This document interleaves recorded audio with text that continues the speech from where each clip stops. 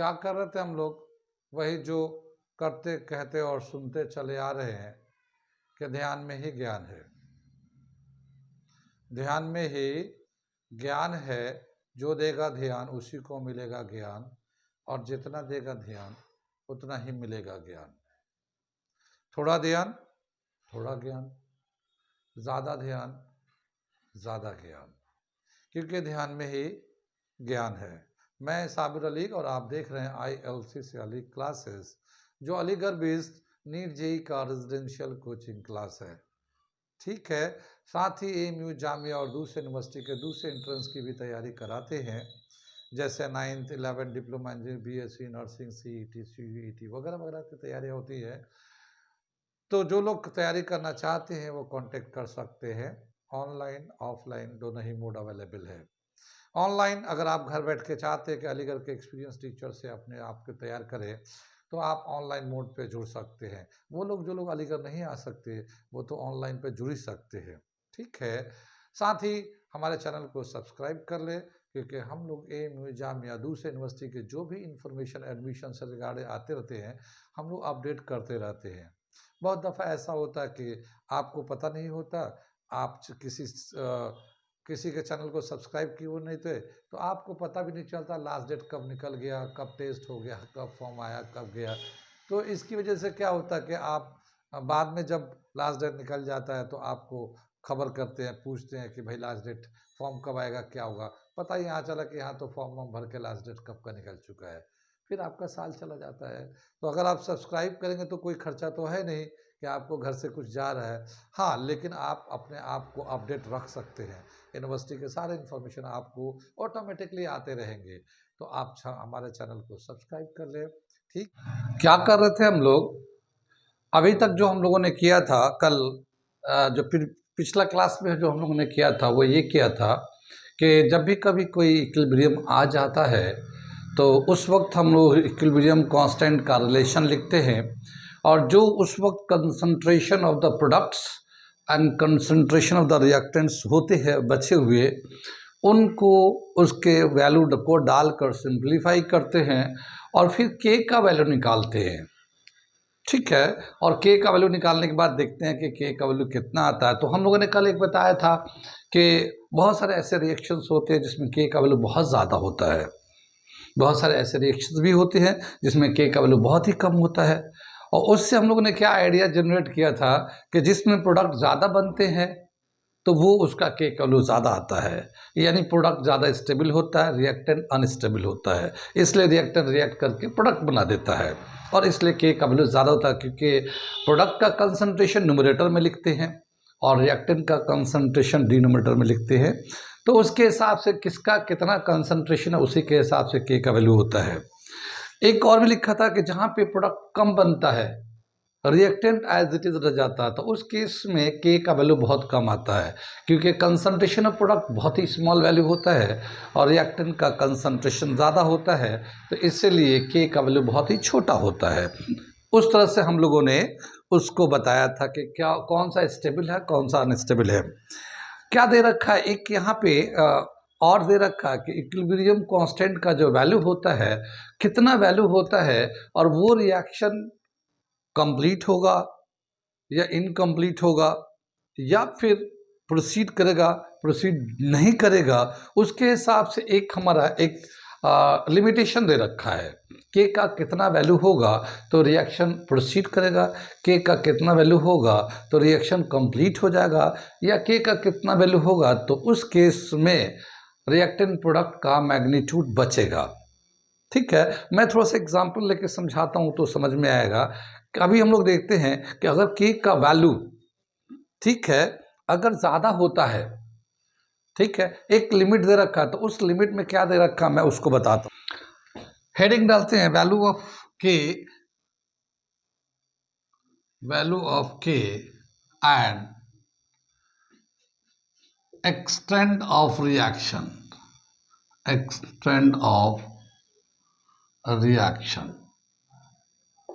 ठीक है, value of के एंड एक्सटेंट ऑफ रिएक्शन, यानी रिएक्शन कहाँ चलेगा, कितना होगा, के वैल्यू से हम लोग बताते हैं। तो पहला जो दे रखा है, सबसे पहला जो दे रखा है वो ये दे रखा है कि if Kc is greater than 10⁻3। क्या मतलब हुआ? यानी कि जब हम लोग रिएक्शन होता है, रिवर्सिबल रिएक्शन होता है, इक्विलिब्रियम लिखते हैं, लिखने के बाद उसका कंसंट्रेशन को फिल करते हैं, प्रोडक्ट का ऊपर रिएक्टेंट का नीचे, फिर वैल्यू कैलकुलेट करते हैं, तो अगर के का वैल्यू के 10⁻3 से ज़्यादा आता है, 3 या 3 से ज़्यादा आता है, तो इसका मतलब ये है कि प्रोडक्ट ज़्यादा बनेगा, रिएक्टेंट कम रहेगा। कितनी बात सुनी? प्रोडक्ट ज़्यादा बनेगा क्योंकि 1000 है, 10⁻3 का मतलब 1000 है Kc का वैल्यू, यानी प्रोडक्ट ज़्यादा बनेगा, रिएक्टेंट बिल्कुल ही कम हो जाएगा, नेग्लिजिबल हो जाएगा, यानी प्रोडक्ट बिल्कुल कंप्लीट की तरफ जाएगा। तो इससे क्या समझ में आया? If Kc is greater than 10⁻3 then the product is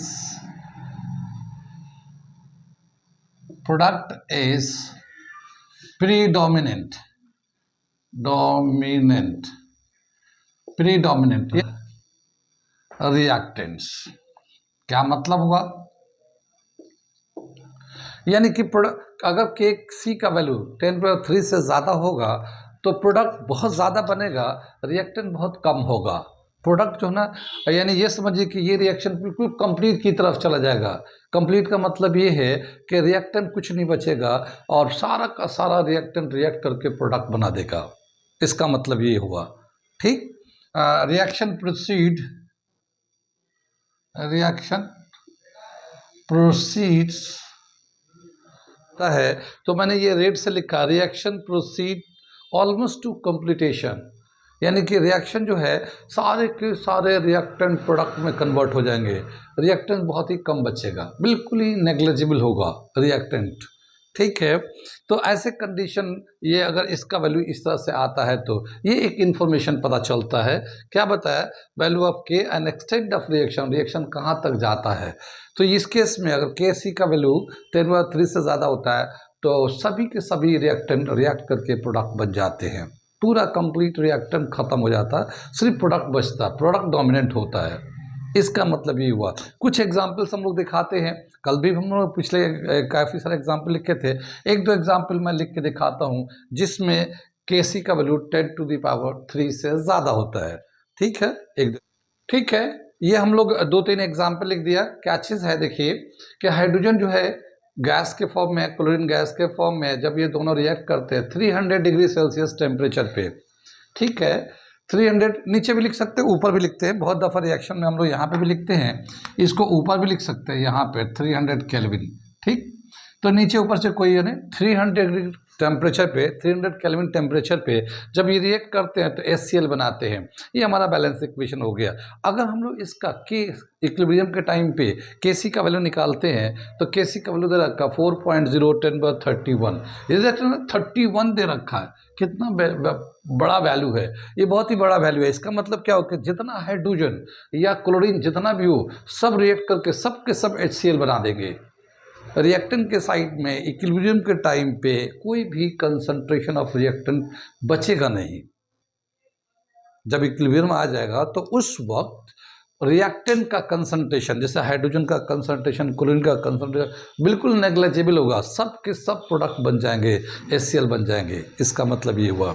ठीक है, यहाँ पे 10⁻3 से बहुत ही ज़्यादा ये तो ठीक, तो इसका मतलब क्या हुआ कि ये रिएक्शन पूरा कंप्लीट हो जाएगा, रिएक्टेंट जो है पूरा ही रिएक्ट करके प्रोडक्ट बना लेते हैं। इसी तरह से देखो हाइड्रोजन को ब्रोमीन से रिएक्ट कराते हैं, ये जब इक्विलिब्रियम आता है हाइड्रोजन ब्रोमाइड बन जाता है ये, और इसका Kc इक्विलिब्रियम के वक्त जो कंसंट्रेशन होता है प्रोडक्ट का, रिएक्टेंट का, उसका जब वैल्यू निकालते हैं 5.4 10⁻18, ये भी बहुत बड़ा वैल्यू है, 10⁻3 से बहुत ही ज़्यादा है। इसका भी कंप्लीट हो जाएगा, यानी कि सारे के सारे रिएक्टेंट, जितना मूल रिएक्टेंट्स होंगे, जितना मूल हाइड्रोजन या ब्रोमीन लिया जाए, वो सब के सब रिएक्ट करके प्रोडक्ट बना देंगे। अगर टेम्परेचर 300 केल्विन होता है तो उस टेम्परेचर पे ठीक है ना। केल्विन में है 300 केल्विन, यानी कि सेल्सियस में 27 डिग्री सेल्सियस के बराबर है ये, 27 डिग्री सेल्सियस पे। तो ये केसी का वैल्यू इतना आ जाता है। सारे रिएक्टर रिएक्ट करके प्रोडक्ट बना देंगे।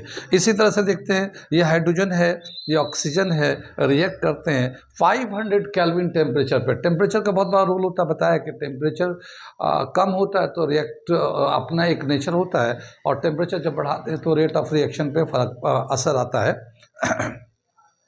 तो जब 500 डिग्री केल्विन टेम्परेचर होता है तो उस वक्त जो वाटर बनता है, और वाटर बनने के बाद इक्विलिब्रियम जो आता है, उस वक्त इक्विलिब्रियम के टाइम पे जो कंसंट्रेशन ऑफ वाटर नहीं, ये गैस है, वेपर है, ये बेसिकली ये गैस है, वेपर के फॉर्म में है। तो जो वेपर बना हुआ है उसका कंसंट्रेशन, ये प्रोडक्ट का कंसंट्रेशन और ये रिएक्टेंट का कंसंट्रेशन जब इक्विलिब्रियम के टाइम में लेते हैं और सिंपलीफाई करते हैं तो केसी का वैल्यू कितना आता है, 2.4 10⁻47। वाह, 47 है। यानी इतना fast hydrogen gas, oxygen gas 500 degree kelvin temperature पर रिएक्ट करते हैं कि सब के सब वाटर यानी कि वेपर में कन्वर्ट हो जाते हैं, यानी बचता ही नहीं कोई। ठीक है, तो ये एक इंफॉर्मेशन दिया है एक्सटेंट ऑफ रिएक्शन, के का वैल्यू कितना है और रिएक्शन कहाँ जाता है, यानी कि ये पूरा रिएक्टेंट कुछ बचता ही नहीं। कहने का मतलब ये है कि ऐसे कंडीशन में रिएक्टेंट बचता नहीं है, सब के सब प्रोडक्ट बन जाते हैं। तो ये हो गया हमारा if Kc is greater than 10⁻3। ठीक, अगर Kc -10⁻3 के कम हो, 10⁻³ से कम हो तो क्या होगा। एक दूसरा कंडीशन दे रखा है, वो मैं दूसरा कंडीशन लिखने जा रहा हूँ और बताने जा रहा हूँ। ये समझ में आ गया, नोट कर लीजिए इसको। दूसरा कंडीशन क्या दे रखा है, if Kc is less than 10⁻³ 10⁻³ से कम वैल्यू हो, 10⁻³ या उससे कम वैल्यू हो Kc का, तो ये जो है रिएक्टेंट जो है प्रीडोमिनेंट होते हैं। Then the reactants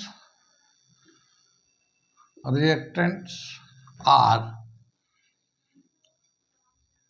predominant over products। ठीक है, और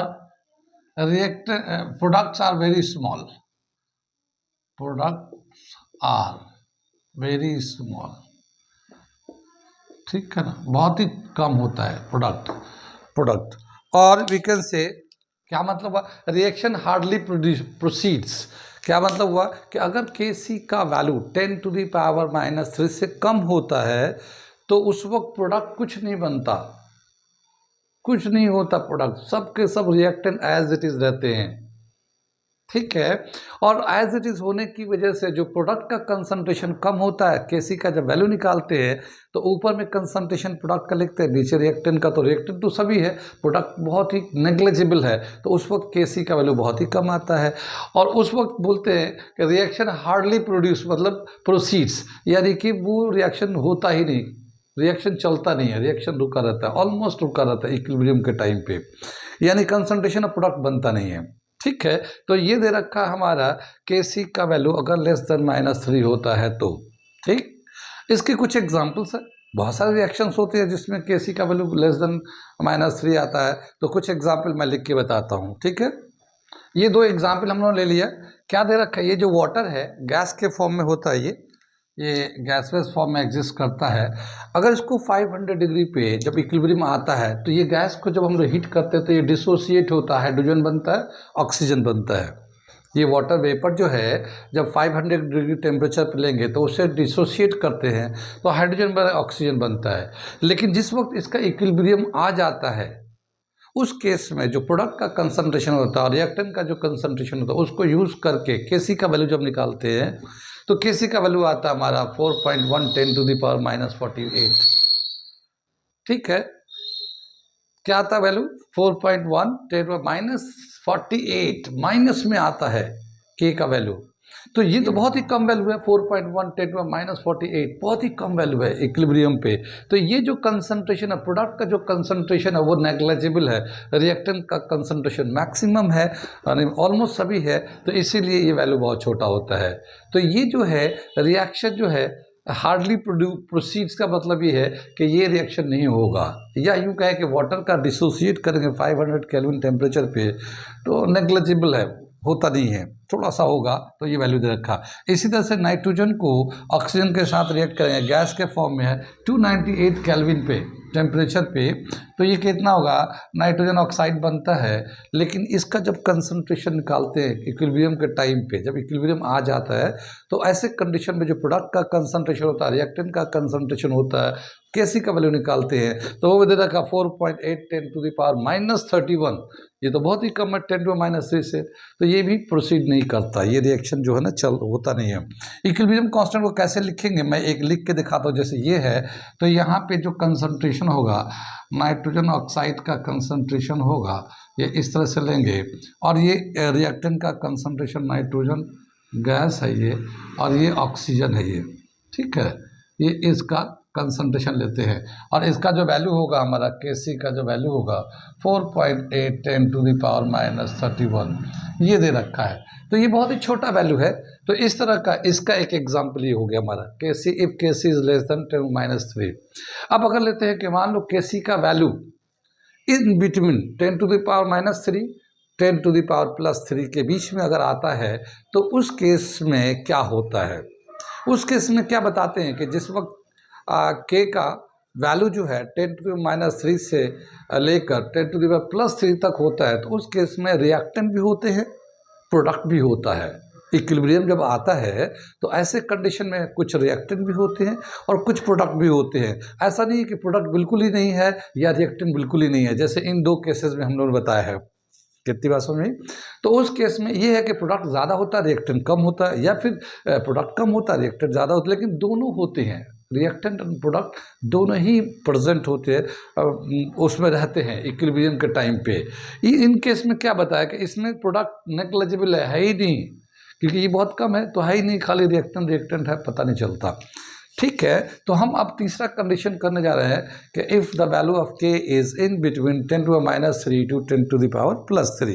अगला मैं लिखने जा रहा हूँ, if Kc is greater than equal to 10⁻³ less than equal to 10⁻3, यानी Kc का वैल्यू 10⁻³ से ज़्यादा, ठीक है, 10⁻³ से ज़्यादा हो, या 10⁻, ये हम लोग ले लेते हैं तीसरा condition. If Kc is greater then 10⁻³ but less than 10⁻+3 in this, इसका जो वैल्यू अगर Kc का वैल्यू इन दोनों के बीच में आता है Kc का वैल्यू, तो ऐसे कंडीशन में both product and reactants are present. ठीक है, बोथ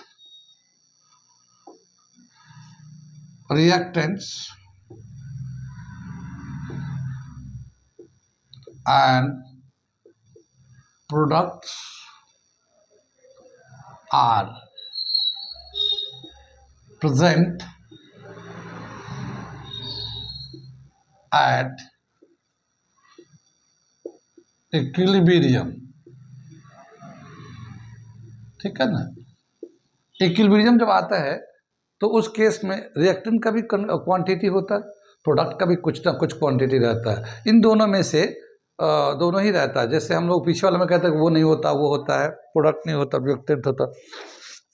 ठीक है ना, तो यहाँ पे क्या बताया कि अगर इसका वैल्यू इसके बीच में आता है तो इनमें से रिएक्टेंट और प्रोडक्ट दोनों कुछ ना कुछ क्वांटिटी में होते हैं, उनका कुछ ना कुछ कंसंट्रेशन होता है, प्रोडक्ट का भी कुछ ना कुछ कंसंट्रेशन होता है, रिएक्टेंट का भी कुछ ना कुछ कंसंट्रेशन बचा रहता है इक्विलिब्रियम के टाइम में। अब हम लोग कुछ एग्जाम्पल करके देखते हैं, इसके कुछ एग्जाम्पल्स देते हैं हम लोग, उसको लिखता हूँ मैं।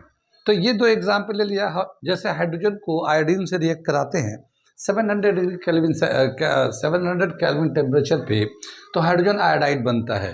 और इस वक्त जब इक्विलिब्रियम आ जाता है इसमें, इस रिएक्शन का, तो उस वक्त जो प्रोडक्ट का कंसंट्रेशन होता है, रिएक्टेंट का कंसंट्रेशन होता है, उसके बाद इक्विलिब्रियम कांस्टेंट Kc का वैल्यू निकालते हैं, तो उस वक्त आता है वैल्यू 57 पॉजिटिव वैल्यू है, ये इन दोनों के बीच में आता है। ठीक है ना, 0 से ज़्यादा है तो ये एक 57 आता है। इसका मतलब ये है कि जिस वक्त ये इक्विलिब्रियम होगा उस वक्त हाइड्रोजन आयोडाइड भी होगा और हाइड्रोजन आयोडीन के हाइड्रोजन भी होगा, आयोडीन भी होगा, इक्विलिब्रियम के टाइम में हाइड्रोजन के भी कुछ कंसंट्रेशन होंगे, आयोडीन के भी कंसंट्रेशन होंगे, और हाइड्रोजन आयोडाइड के भी कुछ ना कुछ कंसंट्रेशन होंगे उस वक्त इक्विलिब्रियम के टाइम पे इक्विलिब्रियम आ जाता है। इक्विलिब्रियम तो जानते ही जानते, बहुत कंसेप्ट तो पुराना चला आ रहा है, जिस वक्त रिएक्टेंट एंड प्रोडक्ट ऐसा लगता है रिएक्ट नहीं करते हैं, मगर रिएक्शन हो रहा होता है, equally forward and backward reaction हो रहा होता है। इसी तरह से दे रखा N2O4 गैस जब डिसोसिएट करते हैं कितना 298 केल्विन टेम्परेचर पे, तो ये हमारा II7O2 बन जाता है, गैस बनता है। और इस वक्त जब इक्विलिब्रियम आता है, उसका इक्विलिब्रियम कांस्टेंट कैसे निकालते हैं, तो 4.64 10⁻³ 10⁻³ से ज़्यादा है, ठीक है ना। ये वैल्यू जो है ना, ये वैल्यू ज़्यादा है उससे। कितनी बात सुनिए, अगर हम लोग लिखेंगे तो 0.464 10⁻² लिखेंगे, तो इससे तो ज़्यादा ही वैल्यू है ये, ठीक है।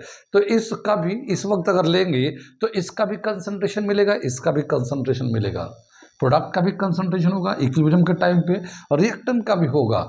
अब हम क्या देखा गया कि इसके वैल्यू के हिसाब से कौन ज़्यादा होगा कौन कम होगा, है तो दोनों ही, मगर कौन ज़्यादा होगा। जैसे यहाँ देखिए, ये वैल्यू जो है ना 51 है, यानी कि 100 के लगभग है। ये हमारा 10⁻³ तक का लिमिट दे रखा है, यानी 1000 तक, यानी कि यहाँ पे प्रोडक्ट भी होगा रिएक्टेंट भी होगा, ठीक है। ये पॉजिटिव वैल्यू है, 0 से ज़्यादा वैल्यू है, तो प्रोडक्ट यहाँ पे थोड़ा सा प्रोडक्ट का कंसंट्रेशन ज़्यादा होगा, प्रोडक्ट का कंसंट्रेशन ज़्यादा होगा, रिएक्टेंट का कंसंट्रेशन कम होगा, है दोनों ही। तभी तो ये 1 से ज़्यादा आया हुआ है, क्या ये 1 से ज़्यादा 57 आया हुआ है। इसका मतलब कंसंट्रेशन अगर जैसे 50-50, आधा डिसोसिएट होकर आधा प्रोडक्ट बना लिया, तो 50-50 का मतलब आधा बचा हुआ आधा प्रोडक्ट बना लिया, तो 50-50 में 1 आएगा। उसका जो इक्विलिब्रियम कांस्टेंट निकालेंगे तो प्रोडक्ट भी उतना ही है, रिएक्टेंट भी बचा हुआ उतना ही है, तो दोनों केस में क्या होगा कि 1 आएगा। लेकिन ये थोड़ा 57 है, इसका मतलब ये है कि प्रोडक्ट का कंसंट्रेशन ज़्यादा है रिएक्टेंट के कंसंट्रेशन से। लेकिन हाँ, दोनों है, प्रोडक्ट भी बचा हुआ, रिएक्टेंट भी बचा हुआ है। यहाँ क्या है कि यहाँ पे प्रोडक्ट का कंसंट्रेशन भी है, रिएक्टेंट का कंसंट्रेशन भी है, लेकिन रिएक्टेंट थोड़ा ज़्यादा इक्विलिब्रियम के टाइम पे कंपेयर करेंगे तो इसका थोड़ा सा ज़्यादा कंसंट्रेशन बचा हुआ है, इसका कम है, मगर है दोनों ही है, क्योंकि ये हमारा वैल्यू इतना आया हुआ है। कितनी बात सुन में। तो ये हमारा Kc का जो वैल्यू होता है और ये इसका जो लिमिट होता है, इस लिमिट के हिसाब से कुछ एग्जाम्पल्स हम लोगों ने बताया, और कौन सा रिएक्शन प्रोडक्ट पूरा कंप्लीट हो जाता है, पूरा प्रोडक्ट्स में चेंज हो जाता है, या कौन सा रिएक्शन पूरा रिएक्टेंट बचा रह जाता है, प्रोडक्ट कुछ नहीं बनता। तो ये हम लोगों ने Kc के वैल्यू से हम लोग फाइंड कर सकते हैं। इसको मैं एक चार्ट के फॉर्म में बता देता हूँ, NCERT में दे रखा है, तो उस तरह से हम लोग चार्ट के फॉर्म में बता देते हैं। कितनी बात सुन में, इसको बना देते हैं उसको। ये इस तरह से एक चार्ट बना के दिखाया है, एक एरो बना के दिखाया है कि अगर वैल्यू ऑफ Kc का अगर 10⁻³ या इससे कम हो, इधर की तरफ हो, तो ये reaction hardly proceeds, reaction hardly proceeds, यानी रिएक्शन नहीं होता, नेग्लिजिबल होता है। इधर अगर हम लोग लेंगे इसका इससे कम वैल्यू होगा तो इधर नेग्लिजिबल होगा, रिएक्शन जो है नेग्लिजिबल है, ठीक है। और अगर इसका वैल्यू इनके बीच में है, Kc का वैल्यू 10⁻+3 10⁻³ से ऊपर और इससे कम ज़्यादा कम है, तो इस केस में both reactants and products are present at equilibrium. Equilibrium के टाइम पे रिएक्टेंट प्रोडक्ट और प्रोडक्ट्स दोनों ही होते हैं। और अगर 10⁻³ से ज़्यादा है तो reaction proceeds almost two completion का मतलब ये है कंप्लीट हो जाता है, यानी सारे के सारे रिएक्टेंट प्रोडक्ट में बदल जाते हैं, रिएक्टेंट बचता कुछ नहीं है। तो ये एक हमारा इस तरह से दिखाया गया है एक एरो से तरीका समझने के लिए। कितनी बात समझ में आई, तो इसे भी नोट कर ले, ठीक है। आगे चलते हैं। ये तो था हमारा Kc और उसका वैल्यू और उसके हिसाब से रिएक्शन का नेचर कि कितना रिएक्शन आगे बढ़ेगा, कितना क्या होगा। आगे दे रखा है कि अगर कोई रिएक्शन हो रहा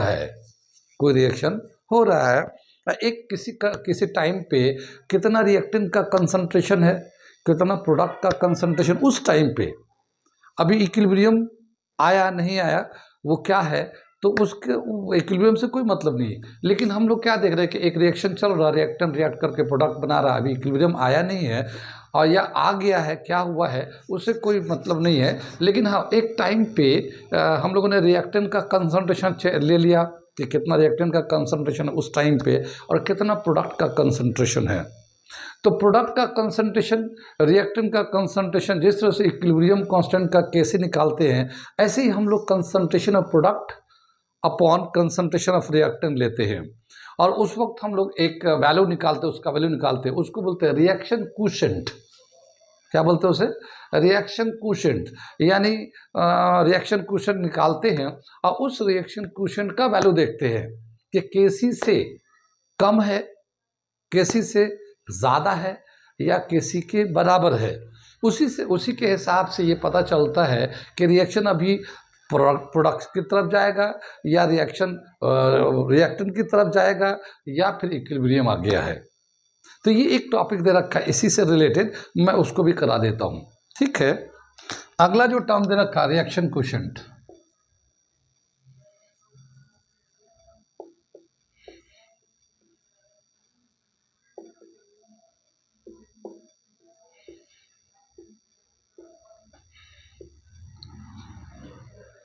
रिएक्शन कोएफिशिएंट निकालते हैं, ये उसी तरह से है जिस तरह से रिवर्सिबल रिएक्शन होता है, उसी तरह से इसका भी होता है, वैल्यू निकालते हैं। तो जैसे एक रिवर्सिबल रिएक्शन है, एक ए है एलिमेंट, इसका कंसंट्रेशन दे रखा है, ये दूसरा बी है, ये एक रिवर्सिबल रिएक्शन है, ये सी बन रहा है और ये हमारा डी बन रहा है। इसका हम लोग एक रिएक्शन कोएफिशिएंट निकालते हैं किसी टाइम पे कितना प्रोडक्ट का कंसंट्रेशन है, कितना रिएक्टेंट का कंसंट्रेशन है, तो उसको हम लोग रिएक्शन कोएफिशिएंट निकालते हैं इसको।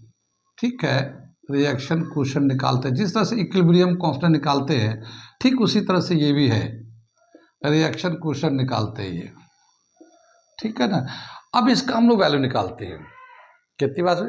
ये रिएक्शन कोएफिशिएंट निकालने का हमारा तरीका है। जिस तरह से इक्विलिब्रियम कांस्टेंट निकालने का तरीका है, ठीक उसी तरह से है। लेकिन इक्विलिब्रियम कांस्टेंट कब निकालते हैं? जब सिस्टम इक्विलिब्रियम में आ जाता है, यानी जिस वक्त फॉरवर्ड और बैकवर्ड रिएक्शन इक्वल हो जाता है, उस वक्त हम लोग केसी निकालते हैं। लेकिन ये जो है ना, केसी इक्विलिब्रियम कांस्टेंट के बराबर नहीं है, ये रिएक्शन कोएफिशिएंट है, ये किसी भी टाइम पे निकाला जा सकता है। इक्विलिब्रियम सिस्टम इक्विलिब्रियम में है नहीं है, उससे कोई फर्क नहीं पड़ता।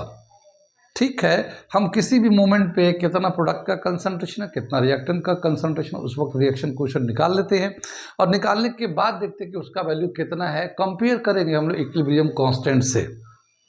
ठीक है ना। लेकिन QC जो है ना, किसी भी मोमेंट पे होता है, और KC जो निकालते हैं जब सिस्टम इक्विलिब्रियम में होता है तब निकालते हैं। KC कब निकालते हैं इसका?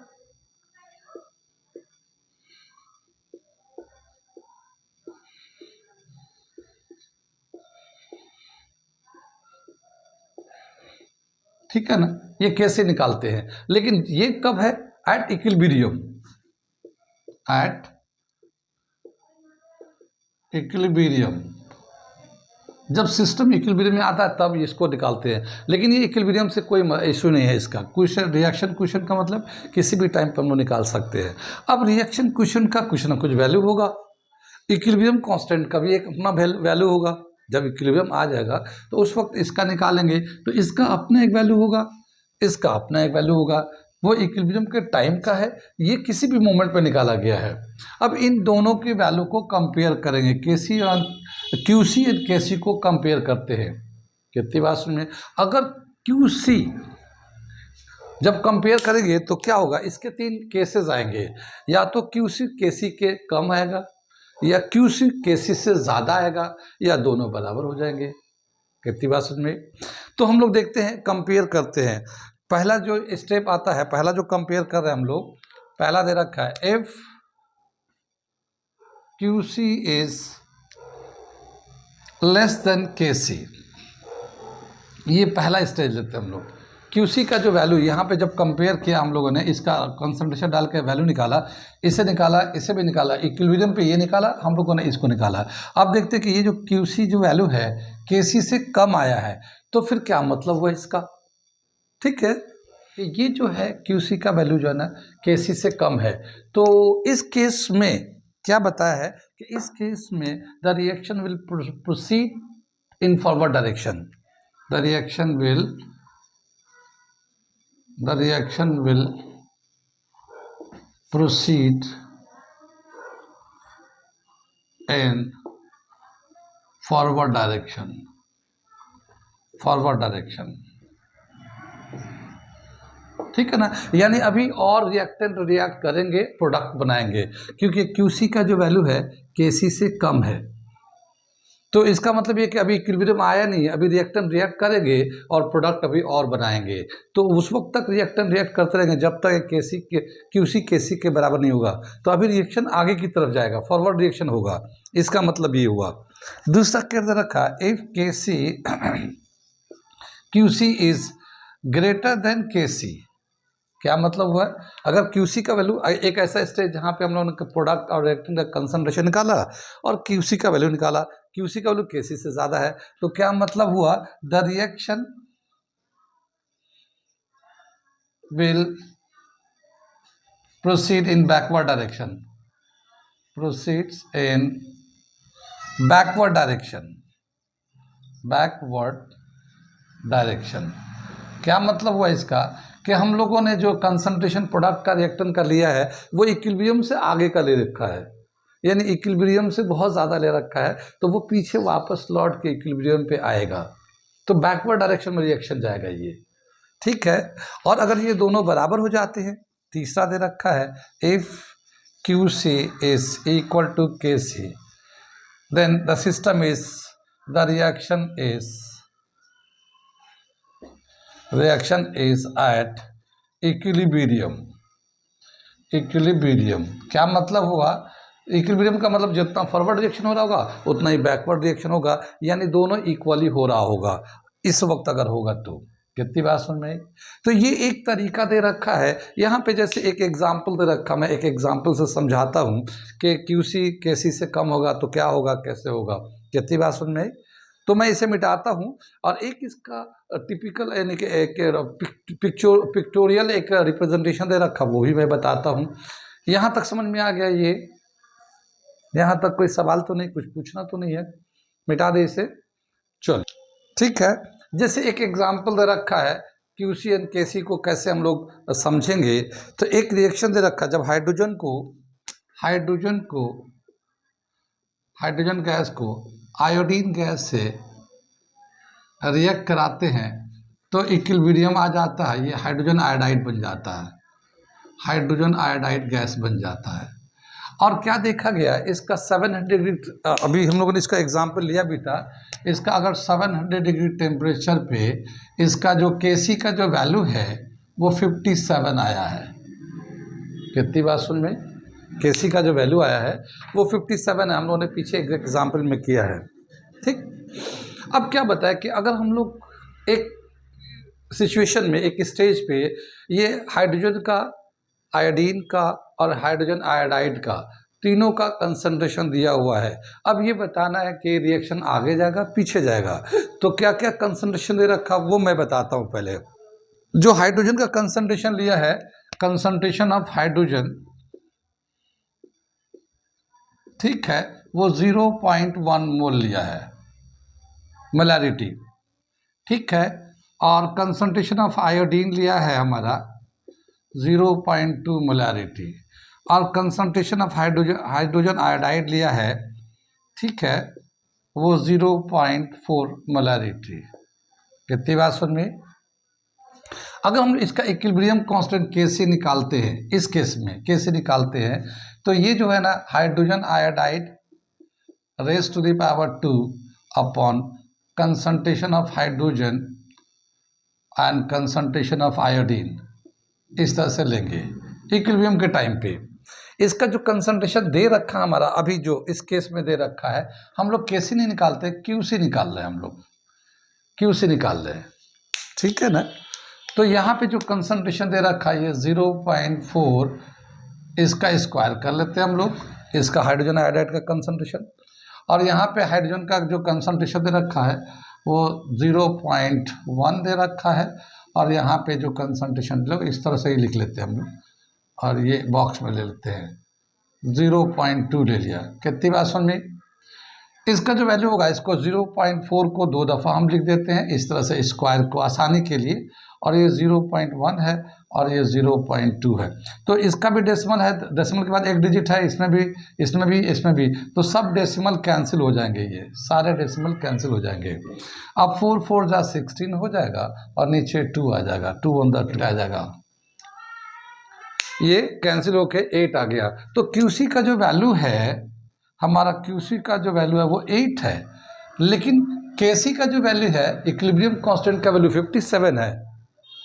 इस रिएक्शन का इक्विलिब्रियम कांस्टेंट का वैल्यू 57 है। और एक कंडीशन, एक केस लिया है जिसपे ये कंसंट्रेशन लिया था, तो उस वक्त QC का जो वैल्यू है 8 आया है। तो ये QC तो बहुत कम है, QC is less than KC, इससे कम है।